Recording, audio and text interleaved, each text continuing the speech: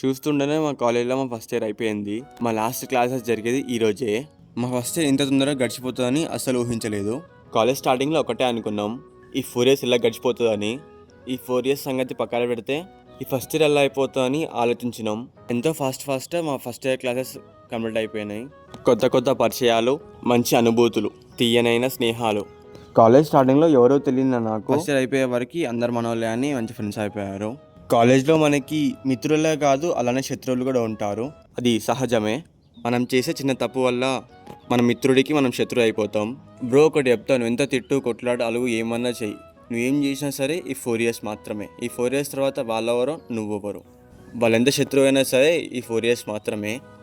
ఈ 4 ఇయర్స్ తర్వాత మనం చేసే అల్లర్లు తింగర పనుల గురించి ఆలోచిస్తేనే మనమే నవ్వుకుంటాం. బీటెక్ అంటే ఎంజాయ్మెంటే కాదు, ఎంజాయ్మెంట్తో పాటు చదువు కూడా ఉంటుంది. స్టూడెంట్స్ అందరూ ఒకటయ్యేది ఫెస్టివల్స్ ఇంకా కల్చరల్ ప్రోగ్రామ్స్ అప్పుడే కొత్త పరిచయాలు, అందరు ఫ్రెండ్స్ అవుతారు. నాకు అప్పుడే అందరు ఫ్రెండ్స్ అయ్యారు. అందుకే చెప్తున్నా, ఉన్నంతకాలం మంచి మెమరీస్తో మంచిగా ఉందాం. అక్కడ డిగ్రీ అయినా సరే, ఇక్కడ బీటెక్ అయినా సరే. సింపుల్ చెప్పాలంటే, నువ్వు నీ లైఫ్లో నెక్స్ట్ స్టెప్ ఏం తీసుకోవాలో చెప్పేది ఈ స్టేజే.